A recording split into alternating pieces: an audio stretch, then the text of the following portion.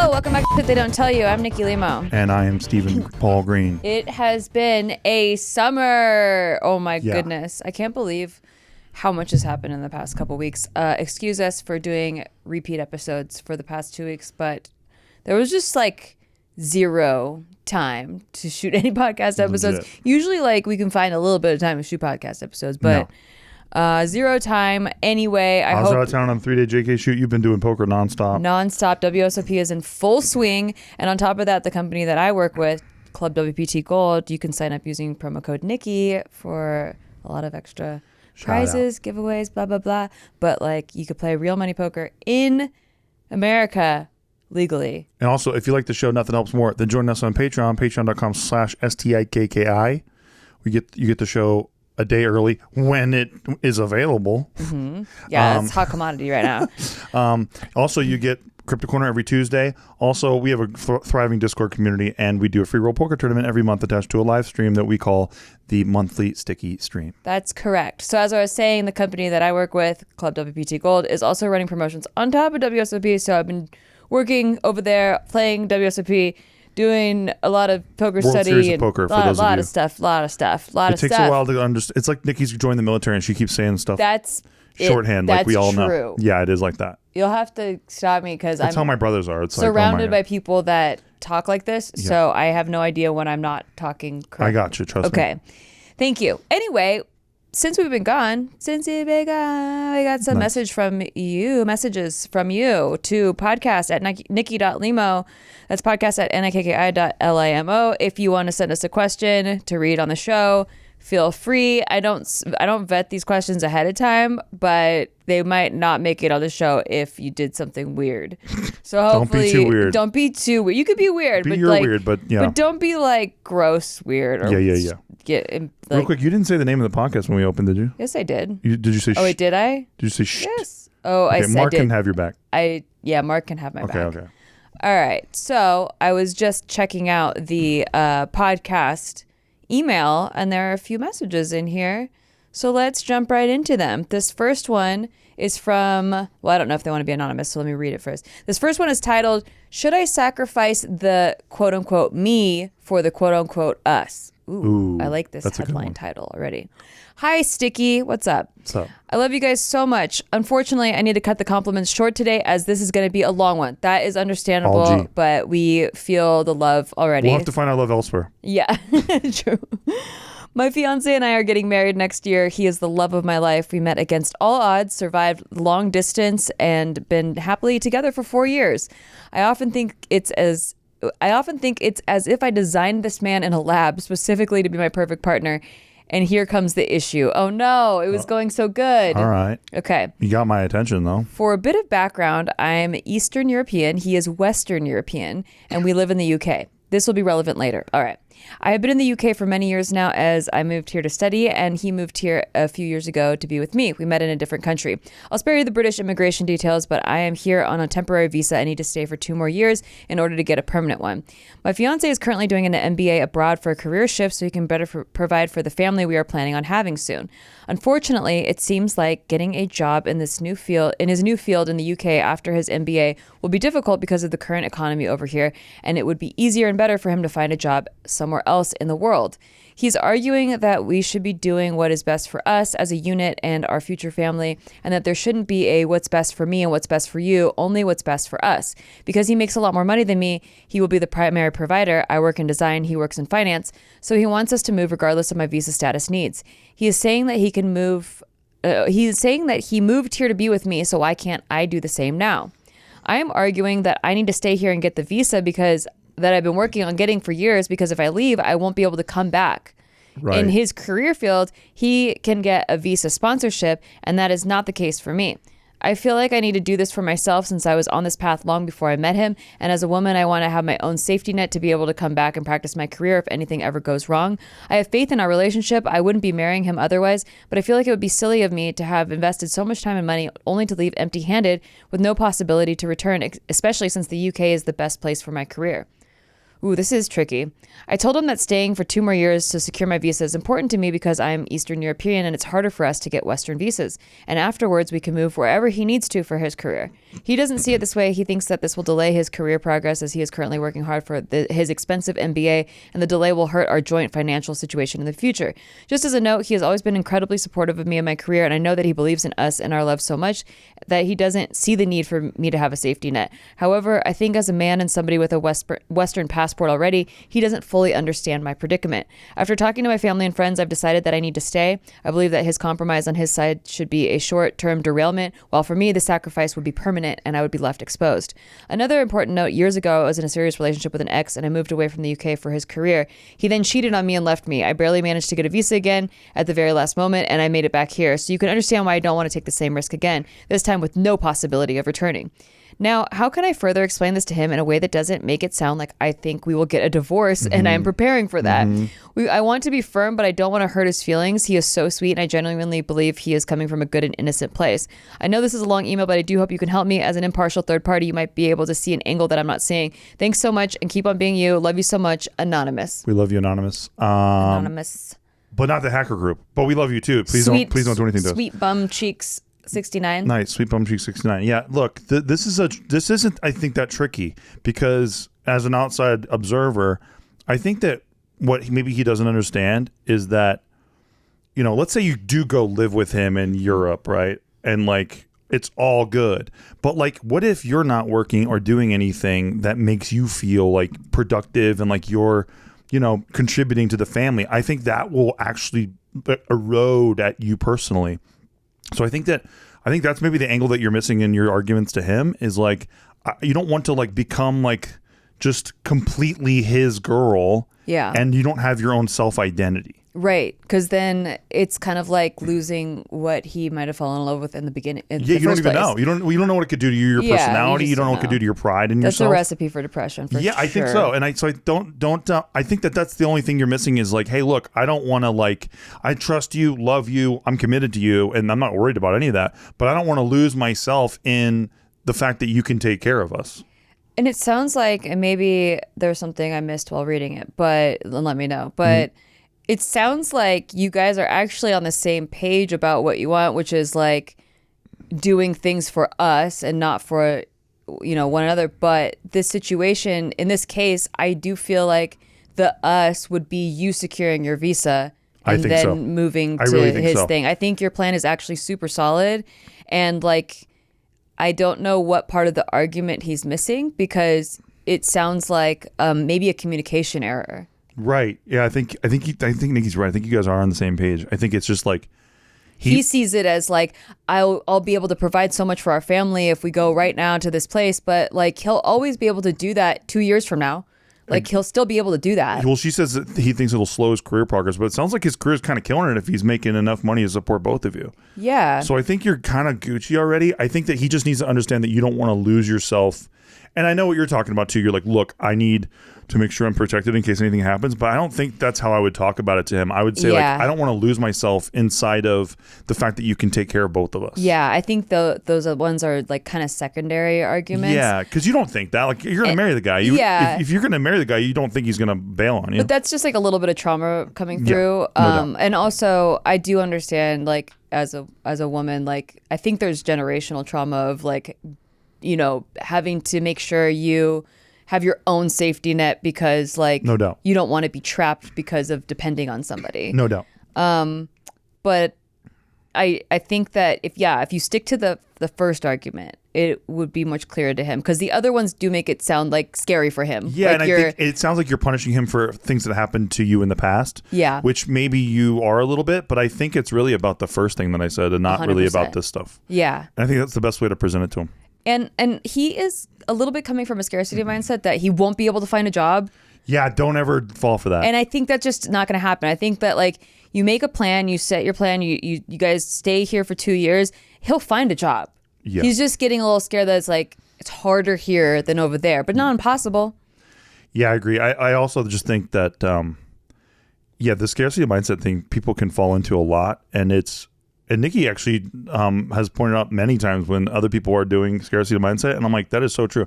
Like when we, this is sort of related. Like when we wanted to get our old condo for the first time, I remember telling her like, look, like this is going to be such a stretch as far as financially. Like we're going to have to really like buckle down and like do it. And she's like, well, in my opinion, that's scarcity mindset, because if we get this spot, we'll be more motivated to accept more jobs, things that maybe we wouldn't have accepted because we know we need the extra funds.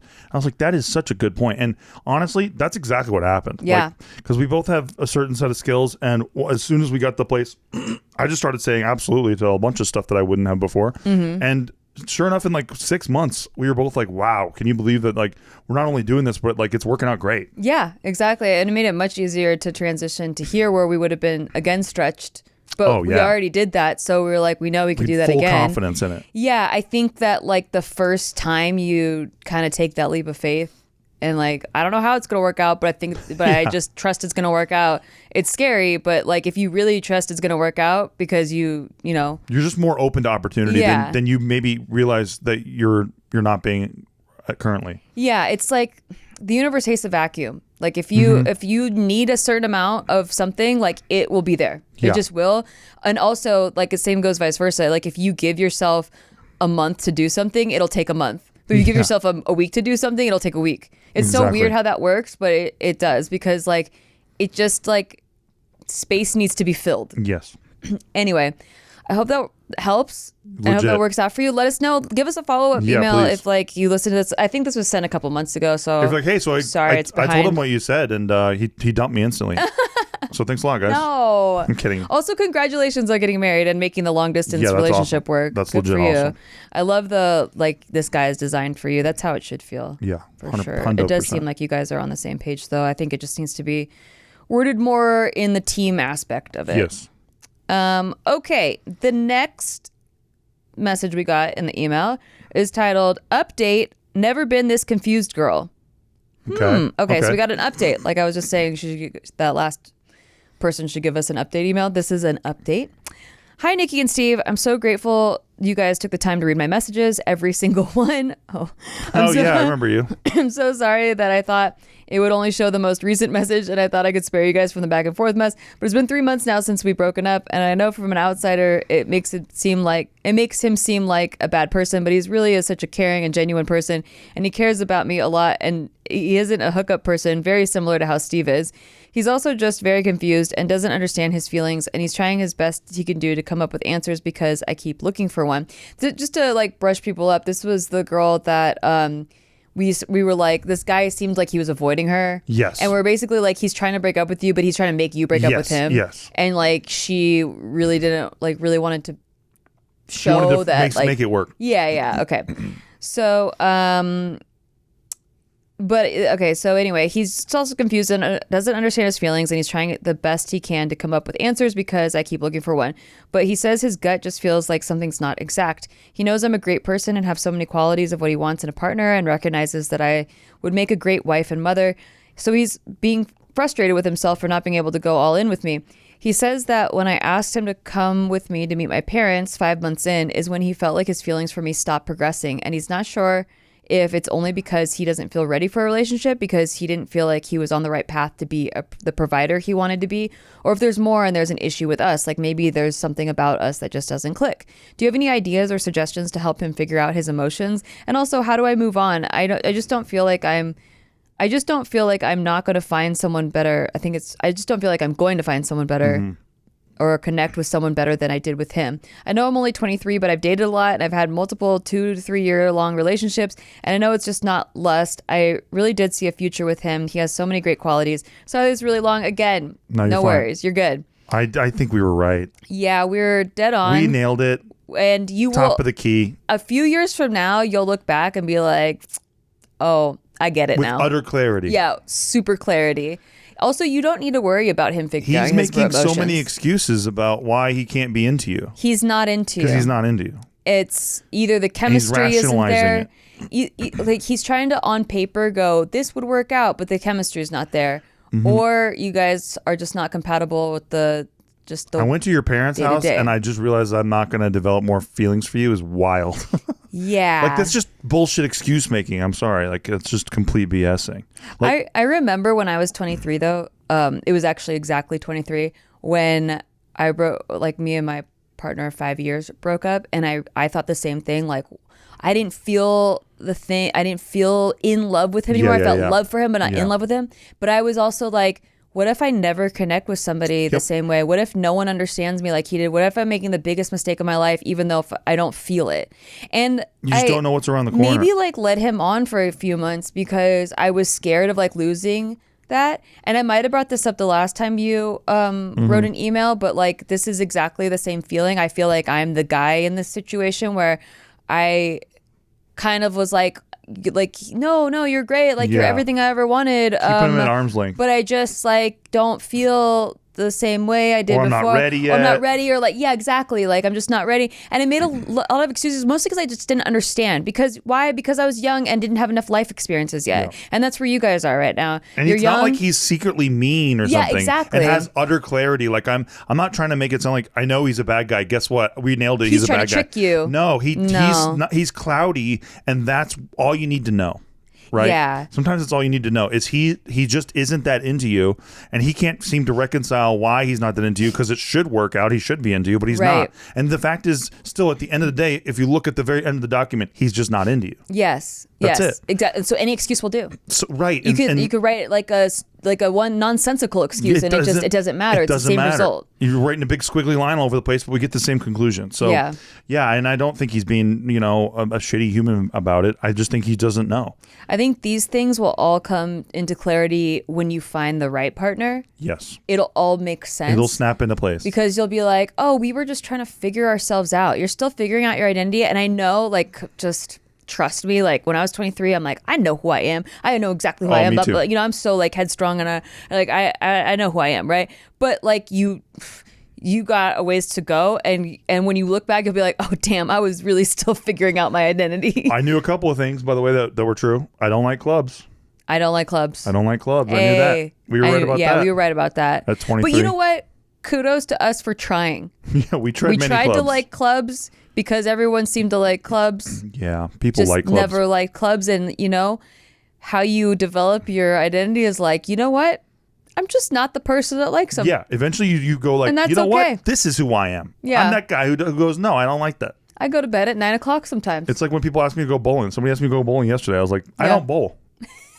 That's my new stance. I don't bowl. I know. I'm a little disappointed in that because I do like bowling. I hate bowling, dude. I hate bowling.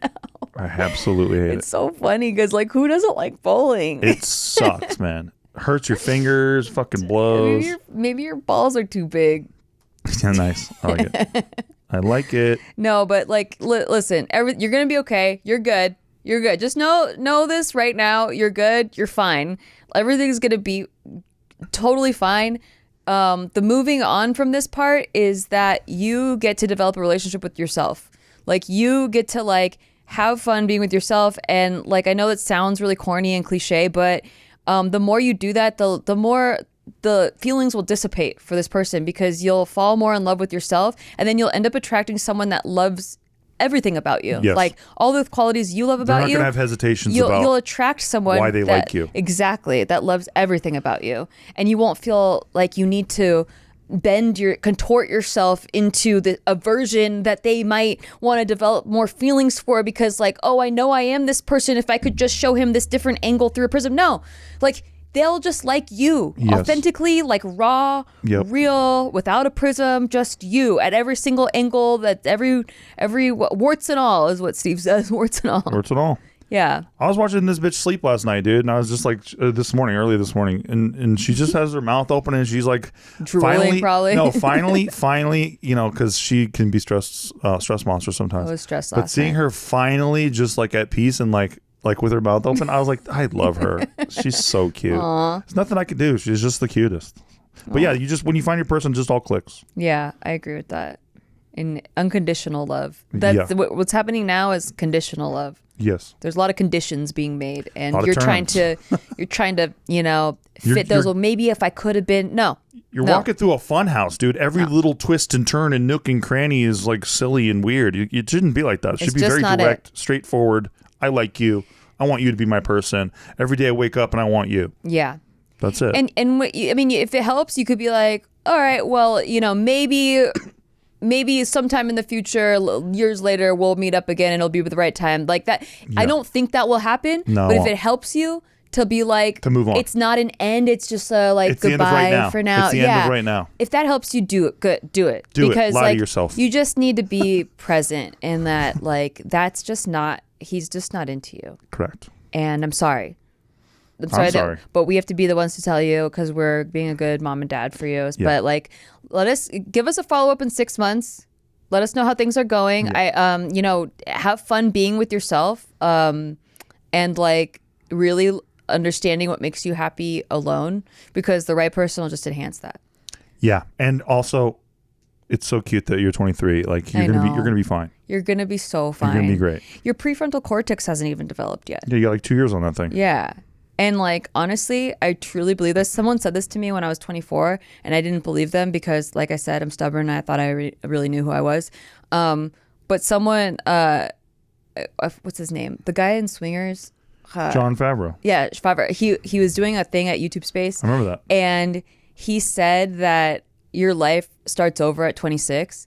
And that's who you're like, that's pretty much who you're going to be for the rest of your adult life. That's like the seedling of like who you are, who you really are for the rest of your adult life. And that is so true. I like that. And you just won't know that until you get there. It's pretty cool. You can say Jon Favreau told me that. Yeah, like right to my face, like within 5 feet of me. He wrote Swingers when he was 26. Yeah, that's crazy. Someone told him that. And he like the same thing, and then he realized it's all true. By the way, Swingers is a great breakup movie. If you're going through a breakup, that's one of the. Is it? I've never seen it. It's a great movie. It's a great movie. All right, so yeah, well, it's good for and also like I know you're like I know I'm only 23, but I've had 2 to 3 year long relationships. Yeah, but they were all newbies too. So like, it's good that you've had experiences, and I think you can get something from every experience. It's like when I was in high school or coming out of high school, and I was like, well, I was in like multiple relationships. It's like you weren't in any relationships, brother. You just weren't. It's just not the same thing. You have no idea what you're talking about. You like got kissed on the forehead, and you called it. You went to the movies. You got kissed on the forehead. You went to her parents' house a bunch of times. Maybe you even traveled with her parents and stuff. But you just weren't in a real serious relationship. And like every one of those had like something you could learn from. Yes, I believe that. Yes. And mature from, hopefully. Things are just going to get so much deeper later. And this experience is really good for you. Amen. You won't feel it for a little while. But I wish you the best. And with that, we're going to go on a break. But when we get back, I got a couple more messages from a couple more people. And again, if you want to send a message to us, you have a question about anything. A lot of people send relationship questions because... we're in a relationship, but we're not experts at anything. Hey, one of our boys sends us a bunch of movie questions, which is always fun. That's true, yeah. Like, you want to ask a question? Anything you want. Shoot. Send it, podcast at Nikki.Limo. Nailed it. NIKKILAMO. We'll be right back. Be right back. Hey, we're on a break right now, and I guess we're supposed to promo our show. Yeah, so we're going to talk about our show. We're going to talk about a show that you took a break from to talk about how you should listen to our show. Technically, we're not on break. We're still working. It's called Shit They Don't Tell You, and it's all the shit that we wish people would have told us that we had to mess up on and figure out ourselves. Now we're telling you about it. That's it. And sometimes we answer questions that you send in, and sometimes we judge other people's situations. So keep listening and check us out on Patreon, patreon.com/sticky. Thank you. And shout out to Brian Jorgensen. All right, welcome back. We have a couple more messages for you from our mailbag. Podcast at Nikki.Limo is the email if you want to ask us any questions. Let's jump right in. We got this one that is titled Just Relating. Okay. Hey guys, just so you know, in my mind, we are a couple of friends and have so much fun and lots of game nights and karaoke. Lit. I love that, but no bowling. We love all that. No bowling, yeah. No bowling. I'm out. I'll bowl with you. I'll leave the room. I'll bowl with you. If you don't like that, don't tell me. Let me keep my bubble. LOL. You're awesome. You don't need to add this to your Q&A podcast. Too late. We're on it. We're on it. Just wanted to write about one of the topics I heard Nikki mention right now about cutting screen time and sharing my experience with it. I've been off social media for 3 or 4 years now. Whoa. That's wild. I deleted all my socials from my phone. Sometimes I do, quote, cheat by scrolling on YouTube Shorts. You're bad. That's bad. It was definitely hard in the start. I think I did log into Instagram like twice in the first year, but since then I've definitely found it very freeing. I originally started doing it because I realized I was comparing myself too much with other people online and not giving myself the grace and gratitude for what I have actually accomplished for myself, my kids, and my family. And I don't like the fast change of seeing a very sad clip and then the next clip being goofy. It just felt wrong and like it was making people desensitized to things. Also, I wasn't laughing anymore. I missed a good, hardcore, genuine laugh. I was doing that thing where you just like blow air out your nose. And just not being in the moment, people constantly. That's so true. Yeah, it's true. That's really true. Because it ruins your dopamine is really what it is, and makes you just like more numb to the like hits, lethargic. Right? Not just being in the moment. People just constantly wanting to get a good picture for the socials, or only recording to have more content versus the attention of wanting that memory. And since I've removed myself from that, I do focus more time with my kids instead of zoning off into the scroll. Friends and family that I actually want to connect with have my phone number, and we can call or message each other directly, and also showed me who is actually interested in building/keeping a relationship with me. A real one, not just for the likes and making those "we should get together soon" comments with no actual action to put it in place. I also notice how everyone around me, wherever I am, are on their phones constantly, and it's so sad. I do notice. I hate that. Dude, she's back in. She like rewounded the clock. She's in 2005. I know. I missed that when I was like, for Lent, when I was giving up screen time, I was at the doctor's office and like I was the only one not on my phone and just like looking around, and it was just like, damn, like nobody is not on fully their phone. Captured. Yeah. Nobody. Like, I know, even every time I'm at the airport, I was just at the airport. Every single being. Yeah. And even the person at the reception desk was on their phone. Oh yeah, everybody. I was just like, the lady behind the counter. We're so unplugged to like the present moment. It's crazy. Anyway, I do understand people who work strictly with social media and all that, and all the benefits that it's brought, but I do hope more people start limiting their screen time more and more. Sorry for the long message, but I just wanted to share with you some of my thoughts and experiences in case you might find it interesting. I could go on some more about this, but if you wanted to know more, feel free to ask. I love talking about this kind of stuff. No, I definitely noticed a huge change, and time slows down. Do you remember when we were kids? And I don't know if kids these days have the same feelings because they're already like born into the digital age, right? But like when we were kids, time took so long. It took forever. Like days stretched out, and like you had to use your imagination and like create things and play, and like I remember when it was 19 days till Christmas, and that was basically a year. Yeah, it was forever. It was forever. Yeah, because you used to do the advent calendar thing, and it's like, good Lord, this is going to be a long stretch, boys. Yeah, an hour was forever. I remember getting Game Boy, and like that like helped a lot with boredom, but like I was bored a lot as a kid, but it made you create things and like work with your resources, whereas like we would invent games, right? Like we'd invent games. And now like people can't live without their phones. Yeah. Like they're just like, don't know how to, they just don't know how to live. In classrooms, apparently there's like a thing now where like the teacher will give a break so that people can get on their phones like for a little bit. That's crazy. I don't know if it's everywhere, but I've seen that.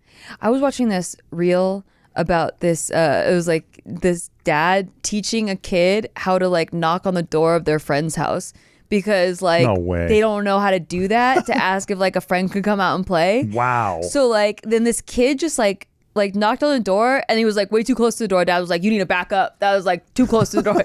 And then like he did it again and then just didn't say anything. The dad's like, you gotta say something. You just can't just show up and knock on the door and like not say anything. What are you gonna say? Like, that's gotta say so funny. And it's just like so funny to like realize that there's a whole generation of kids that don't have to do that. They don't have to go like, can so and so come out to play? And like they don't even go outside to play really. It's crazy. Dude, when I was a kid, I remember in Indy, I woke up in the morning, I grabbed a chair, opened the top latch on the door. It's probably 5 a.m. by the way. The sun's just barely cracking out. And I run to my neighbor's house and I knock on the door and I'm like, hey, can Stephanie come out and play and stuff? Yeah. And they're like, Steven, it's like 4:30 in the morning.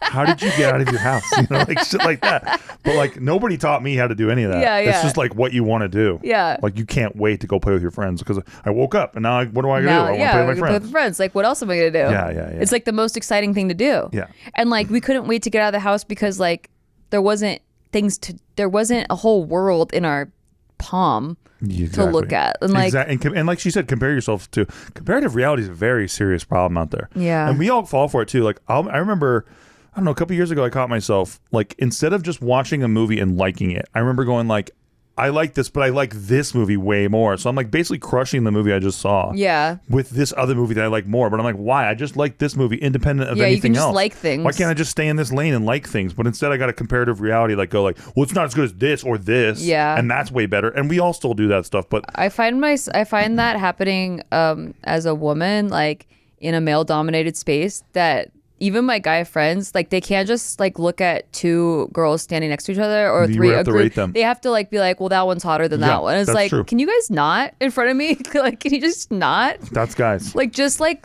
a girl or don't, but like you don't have to like rate them. It's like, stop it. A buddy of mine was just talking about how he's on dating apps and like he's like, you should not do group pictures like ever on dating apps. Like it's like really because dumb they to do. It just can't help it. Yeah. Eyes bounce around to your friends or whatever, and like, so you better just make it about you. Because I asked the group of guy friends, I'm like, do you guys ever just look at a group of girls and not do that? And they're like, no. Yeah, it's pretty hard. I mean, it's definitely something that guys just inherently do. Yeah. Yeah. Yeah. I don't know. I mean, there's probably women out there that I've been married so long, I don't remember what that's like. But like, I've never.